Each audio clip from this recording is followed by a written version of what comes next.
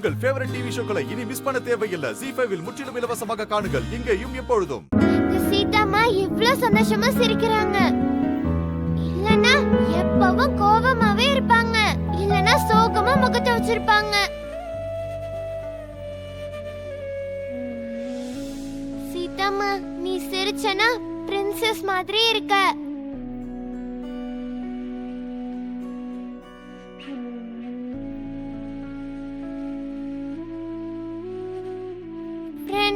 இதுக்கப்புறம் நீங்க எப்பவும் இங்கே இருக்கீங்களா?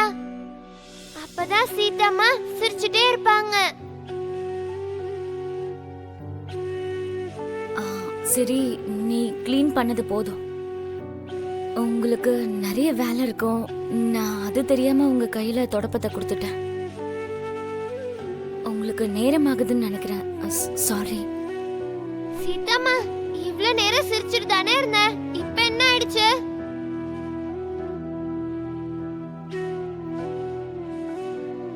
ஃப்ரெண்ட், அது எனக்கு வெளியே கொஞ்சம் வேலை இருக்குல்ல, அதனால நான் இப்ப கிளம்புறேன். எங்க கூட இன்னும் கொஞ்ச நேரம் இருக்கலாம்ல ஃப்ரெண்ட், ப்ளீஸ். நெக்ஸ்ட் டைம் கண்டிப்பா இருக்கேன். ஓகே, உங்க பாக்ஸ் கிடைக்கிற வரைக்கும் இந்த பாக்ஸை வச்சுக்கோங்க ப்ளீஸ். இந்த பாக்ஸ் என்னோடது கிடையாது. நான் எப்படி வாங்கிக்க முடியும்? I understand. இந்த லஞ்ச் பாக்ஸை நான் தேடி தேடி வாங்கினேன். It's okay. Bye. Thank you. சிரி உங்களால ரொம்ப சந்தோஷமா இருந்தா. நானும் தாங்க. Bye friend. Bye friend. By.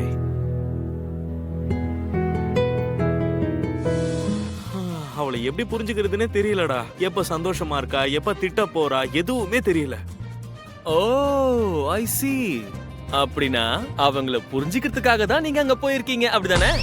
வாய மூடிக்கிறியா? சரி, நீயே சொல்லு. இல்ல, சிரிய ஹெலிகாப்டர்ல கூட்டிட்டு போலான்னு சொன்னா சரி, அது ஆபீஸ் ப்ராப்பர்ட்டி, அத வேண்டான்னு சொன்னா.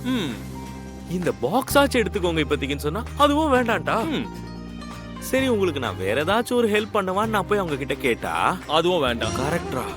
கண்டிப்பா இதுல ஏதோ ஒரு பிரச்சனை இருக்கு. 1000 பிரச்சனை இருக்கு. ஆனா அவளுக்கு அவளை விட மத்தவங்க மேல தான்டா அக்கறை ஜாஸ்தி. ஆமா ஆமா ஆமா, அது கரெக்ட் தான், நானும் பாத்திருக்கேன். சரி, அதை விடு.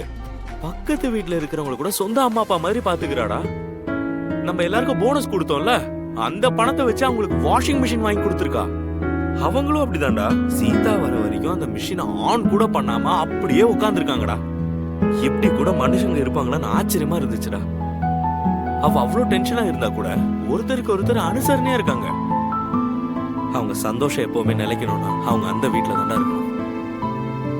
சிரியும் அப்படிதான். அந்த சூழ்நிலையில தான் அவ வளரணும். இப்ப நீ என்ன முடிவு பண்ணிருக்க? சீதாவுக்காக அட்வான்ஸ் சேலரி அப்ளை பண்ணணும்னு நான் சொன்னேன். அத கூட என்ன அவங்க சொல்ல விடலடா. அடே, நம்ம ஆபீஸ்ல அட்வான்ஸா சேலரி அப்ளை பண்றதுக்கு என்ன ப்ரொசீஜர்னு உனக்கு தெரியுமா? ப்ரொசீஜர்லாம் உனக்கு எதுக்குடா? நீ எப்படி சொல்றியோ அதை நான் பண்ணிட்டு போறேன். ஏய், நோ நோ நோ நோ. அவளுக்கு நான் எக்ஸ்பிளைன் பண்ணனும்னா எனக்கு அதுல ஒரு கிளாரிட்டி வேணும். So please help me out. சரி சரி, நீ கிளாரிட்டி வாங்கிட்டு எல்லா ப்ராப்ளத்தையும் சால்வ் பண்ணிடுவ. மாட்டிக்க போறது நான் தான். எனக்கு யார் ஹெல்ப் பண்ணுவா? அது சரி, நீ யார்கிட்ட மாட்டிக்குவ? ஒன்னும் இல்ல, இப்போ நீ எனக்கு ஒரு கிளாரிட்டி கொடு. நீ அப்ராட் போற பிளான் கேன்சல் ஆயிடுச்சா? நமக்கு இங்க இருக்கிற ரெஸ்பான்சிபிலிட்டிஸை நீட்டா கம்ப்ளீட் பண்ணணும். அது கம்ப்ளீட் ஆகிற வரைக்கும் நான் இங்க இருந்து எங்கேயும் போறதா இல்ல.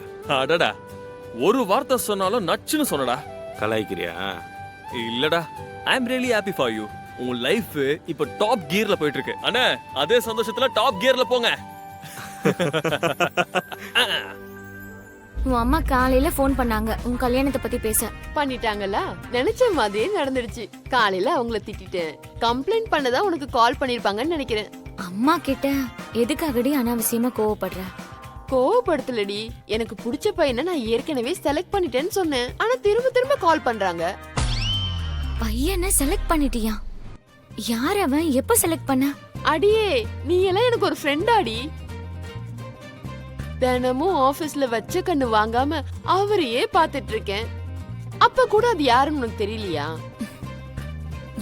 ஓ, நீ பாஸ பத்தி சொல்றியா? பிரியா, ப்ளீஸ் விளையாட்டுக்கு பேசாத. பாக்குறதெல்லாம் கண்ணுக்கு அழகா இருக்குன்னு அதை சொந்தமாக்கிக்க முடியுமா? கண்ணுக்கு மட்டும் அழகா இல்லடி, என்னோட மனசுக்கும் பிடிச்சிருக்கு. என்னோட லைஃபே அவர் கூட தான். நீ என்ன வேணா சொல்லுடி, எனக்கு கோடீஸ்வரரான ராஜகுமாரன் கிடைச்சிட்டான். இதுக்கப்புறம் டைரக்டா கல்யாணம் தான். பிரியா, ஒருத்தர பணத்தை வச்சு எடை போடுறத விட குணத்தை வச்சு எடை போடு. அப்பா, அம்மா சீதா தேவி, தேவையில்லாம இப்படி புத்திமதி சொல்றது முதல்ல நிறுத்து. இப்ப என்ன, நீ வர முடியாது அப்படின்னா விடு, நானே உன்னோட வீட்டுக்கு வந்து சீரியா கூட்டிட்டு வரேன். அவ இப்பதான் என்கிட்ட கோச்சிட்டு போய் படுத்திருக்கா. இப்ப வந்து ஏதாவது பேசி அவ மனச கெடுத்துறாத. ஏய், நான் சொல்றத முதல்ல எழுதி வச்சுக்கோடி. நீ வாழ்க்கைய இந்த விதத்துல யோசிக்கிற வரைக்கும் உன்னால வாழ்க்கைய அனுபவிக்கவே முடியாது. அட, யார் சொன்னா நான் வாழ்க்கையில ஏதோ அனுபவிக்கலன்னு? சரிதாம்மா சீதாம்மா, நான் போனை வச்சிடுறேன். ஓகே, பாய். பாய். பாட்டி, இதை எப்படி வைக்கணும்? இது எல்லாத்தையும் பத்திரமா எடுத்து வைக்கணும்.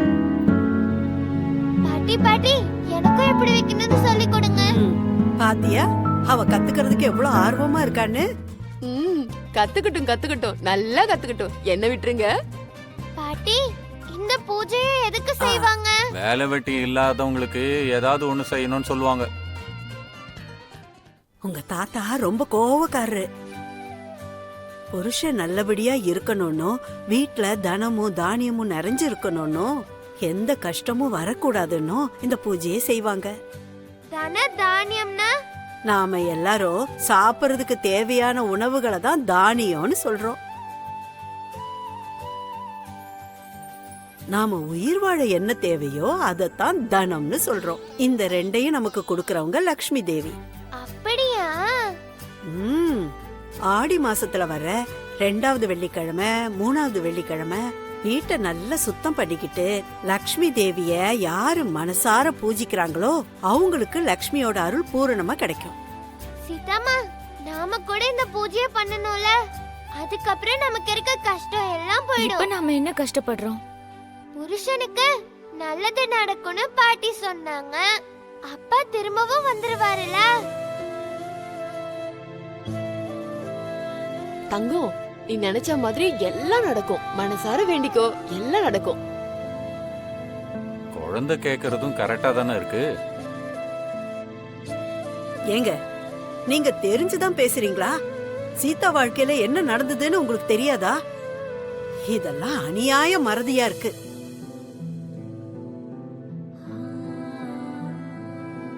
அம்மா, அப்பாவை எதுக்கு திட்டுறீங்க? எனக்கும் ஞாபக மறதி இருந்தா நல்லா இருக்குமா? நடந்த விஷயத்தெல்லாம் மறந்து போயிருப்பேன்.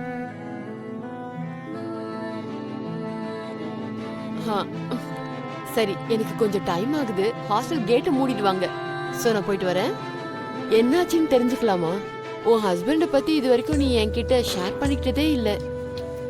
உன் ஹாஸ்டல் கேட்டை மூடிடுவாங்கன்னு சொன்னல, அதை விட இது ஒன்றும் இம்பார்ட்டன்ட் கிடையாது. கிளம்பு, இன்னொரு நாள் இதை பத்தி பேசலாம். ஓகே. ஜீ5 ஆப்பை டவுன்லோட் செய்து அனைத்து எபிசோடுகளையும் இலவசமாக பாருங்க.